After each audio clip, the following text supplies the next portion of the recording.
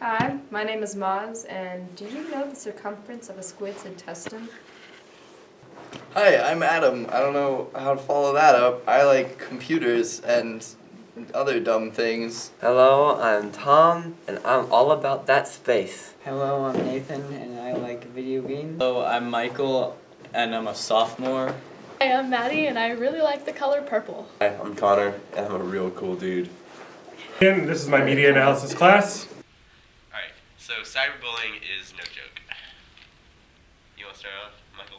Yeah, I thought this ad was really interesting and hard-hitting because it didn't really seem like an ad at first, and it kind of just seemed like bad, but I was like, okay, this is just risky TV, but then it started to get like worse, and then it came in with like the cyberbullying is no joke bit, and it became an advertisement, and it was really powerful, because you didn't go into it expecting it to like broadcast something. I went into it watching it like it was just a normal YouTube video. Yeah, it started off as like a Fine Bros React video, and then it got real. Yeah. So that was an interesting way of doing it, like relating it to a common, like really popular YouTube channel. Like And Jimmy making it Fallon's or serious. something. Yeah, I think it's Celebrities like- read mean tweets or Yeah. Jimmy Kimmel. Yeah, they took something that's like A pop culture reference. exactly. Well, they use Twitter as an example. I mean, there are way worse communities out there, like 4chan, for example. It would be illegal to read some of those comments on the Yeah. internet. Yeah. So. What'd you say? Well, I was going to say it's because Jimmy Kimmel does celebrities read mean tweets. Yeah, this is like a spin-off of that. Yeah, it was like connecting cyberbullying to a pop culture reference. It like Even- it kind of glorifies in celebrities like read mean tweets, the like just being mean on Twitter, and so I think how it like connects that to kids are the ones also hearing that and like doing that too. Like that's just I think that's kind of like the hard hitting point. Yeah, the fact that they just take children and make them read things. And, I don't know, kids are young, so it's very cruel to their mind, and cyberbullying's actually like really bad. And it kind of makes you feel bad for laughing at first. I just thought it was a YouTube video, and I was Yeah. like, oh. No. Yeah, I think that was kind of what they were going for, because at first they started off like really dumb, Mhm. just like tweets that you'd see, and you'd just kind of be like, all right, that was directed at me, but it was still funny. Yeah, when the laugh track. And then they got Yeah, progressively just dark. worse and worse. Yeah, and they took away the laugh track. Yeah, and the thing about like when they did it on, was it Jimmy Kimmel or one of them dinguses? It was. When they do it on there, it's celebrities who are getting like hundreds of thousands of tweets per like month or so, something like that. And so they also have all this positive stuff, and that's just like one comment. But then kids who emulate that and tweet at other kids at their school or whatever, that might be like, it's going to stand out a lot more because it's not just lost in a sea of other tweets. So they're emulating it, but it's not the same thing. Yeah. And it's a lot more personal because you actually know the person. All right, so this is the HIV AIDS ad. So who wants to start us off? Any thoughts? I can do it. So basically, they take an overly sexualized woman and they exploit her by leaving a funny remark and placing a destination sign on parts of her body. And kind of thought that was ironic to have her dressed all sexy like in an HIV/AIDS prevention ad. So, I think that was part of like driving home the point. yeah, They did it. that's totally they wanted to catch her attention first before they were like, okay, well, guess Yeah. what? Yeah. I know this seems awesome, but blah, blah, blah, 19 others were here, so... Sure is. Yeah, there are other ways of catching people's attention, and it kind of just, it didn't really help much because it ended up just being kind of offensive. Yeah. And although the message was something that's beneficial usually, it was, they did not bring it across in a positive way. Yeah. It was displayed very poorly. Yeah, it was a very extreme like swing of emotions for anybody that sees it. They're like, oh, this is playful. Oh wait, no, it's not. That is awful. Like, so it as far as awareness goes, I think it does a good job, but it also doesn't like. It's not a positive awareness ad, so you don't think like, oh, awareness, good thing. You think, oh yeah, like this Like is all gross. taboo. Like it's more taboo than it is like positive like reinforcement. Adam and I were talking earlier, and he brought up a really good point, is how would the effect be different if it were a man? And how would it would have been viewed as like A stereotype. a stereotype and like kind of homophobic. Probably people would probably jump right on that. Whereas this is just kind of like that's straight up rude. And if it was a guy, people would probably be like that's homophobic. And I think it might have been more effective if they just had both. But I still think that the ad was just too crass. Like it was too much. I think. Yeah. Another. Message. Do you have anything else to say? No. Yeah. So another like ad campaign that's kind of similar to this, not really, but just an example of something else that has found a better way of grabbing your attention is the like meth not even once ads, because those suck you right in immediately, but they're not doing anything offensive. They're just like, hey, here's some shit that could happen. So I don't know how you would do that with HIVs, but still, there's like there's definitely a better way of grabbing someone's attention than this, which yeah, someone should have figured out. I think it was very intentional, but I think they like accepted that's how it was going to be like received, but I don't know if it's necessarily good for their cause. Yeah, it is still spreading awareness, which is Yeah. good, but it's also Not in a It's, not in a it's, positive way. Not in the Yeah. best way. it has a lot of That negative could. connotations. I think it's interesting that she's smiling, because I feel like again it would have a different effect if she wasn't smiling or if she was looking directly at the camera. Yeah, Yeah, like- what if she was fully clothed Yeah. and she looked like depressed or something? Yeah. And it was a similar message that would grab someone's Like attention. it was like the probably. doctor's If the office. text on it was Yeah. like bold with like I don't know, if the text just stood out really well and there was this like really depressed looking woman, that would probably grab people's attention. Maybe not quite as well, Yeah, but I was saying, at like, least it would sex as still it would still get the message across. Yeah. Definitely. So this next ad is the Dream Defenders one, best or vote. Alright. Yeah.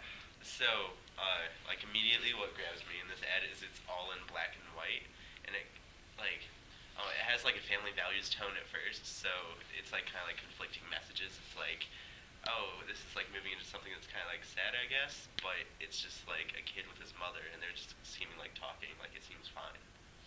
Yeah, at first you're like confused at what the vest is, but you like when she says like I want to know that you're safe while I'm at home, and she's talking about the vest, you're like, all right, so this isn't just a normal vest, and then she puts it on, and it's like a bulletproof vest, and you start to like slowly see the message and the music in the background and the black and white filter really makes it seem like formal and not a joke, and then like the news in the background like with just the text also really is really hard hitting in that it sets a really serious tone, like this is a serious problem. Yeah, it was, in my opinion, what was I gonna say? In my opinion, it's very extreme. Like, I mean, it says that every 28 hours an African American is killed by a police officer, security guard, or vigilante. I'd say at least like a few of them were criminals and not just innocent people. They don't think that a police force is just a bunch of mass murderers. Yeah, it's very biased. They took a few incidents and you could hear them playing like messages and giving off names from different like news people, and I don't know if they were just kind of exploiting it a little bit more, but I mean. But it is an issue. Yeah, it and is I feel an like issue. exploiting, like that statistic, I agree with you, is probably not 100%. All of those people didn't deserve to be shot, but that like statistic is super hard hitting. So using that, even if it's not, because it's true, I'm assuming. It's just they're misconstruing it a little bit, which isn't cool. Yeah, the but, context of it, yeah. But yeah, it's getting their message across, and I feel like they're not. Yeah, I don't know. I wouldn't take points away for that, but I do think that you're right. And it's a hard topic to like take seriously because of just like I don't know. So it might be hard for people to just imagine that like police officers would shoot someone for no reason, but the fact that it's like a real problem is something that is becoming like a big issue. Like making sure that people know that this is happening and that it's not fake is a big part of it, because if people are like aware that it's happening but they don't believe it or they don't think that it's actually a problem, then they're not gonna pay attention or act on anything to help it.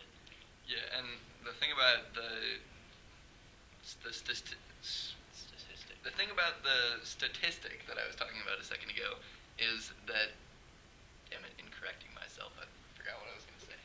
Never mind.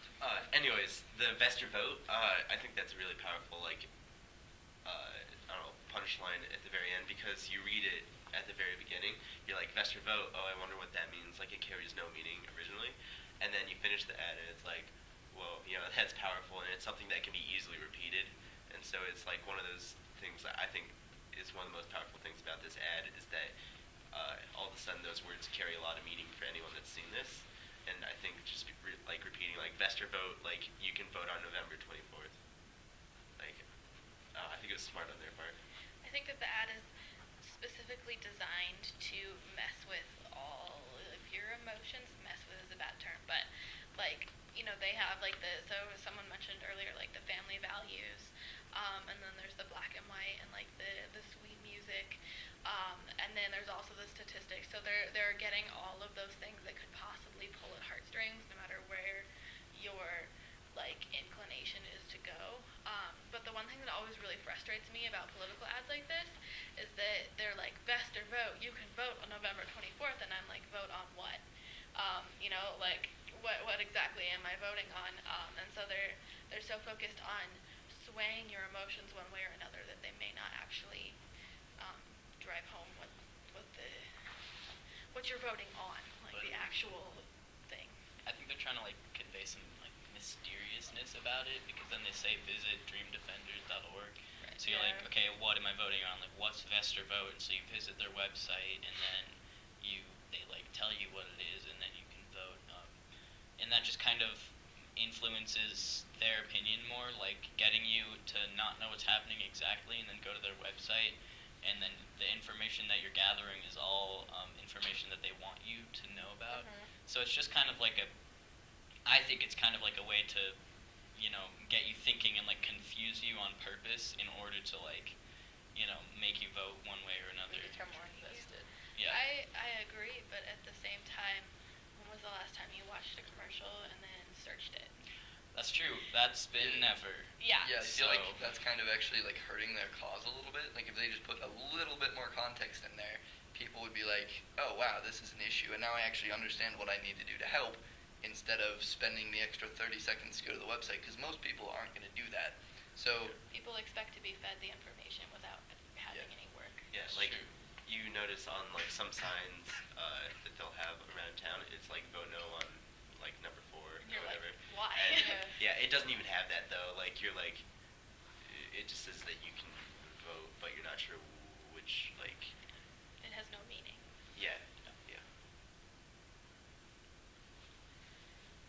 Tommy, do you want to pipe in at all? Yeah, I just think that's kind of messed up. They're using a systemic racial problem as a political marketing tool for their cause. Yes, their cause is valid, but kind of messed up that they're using that for their own gain. but they're not using it for their own gain. The thing that they want us to vote on is to help protect against this. So of course they're going to appeal to that. That's literally what their thing is about. So I feel like, using scare tactics. but it's not really a scare tactic. It is exaggerated into something that I wouldn't exactly call a scare tactic. It is definitely exaggerated, but it's an actual problem. Like if they were just hyping this up just to get you to vote on this one thing that didn't really have to do with what they're hyping up, or they were using scare tactics non-legitimately, then I would call them out on that too. But in this case, that's not what's happening. This is a legit issue, and they're bringing attention to it by exaggerating it a little bit. Yeah. And yeah, I don't feel like that's necessarily a scare tactic so much as a way to get your attention.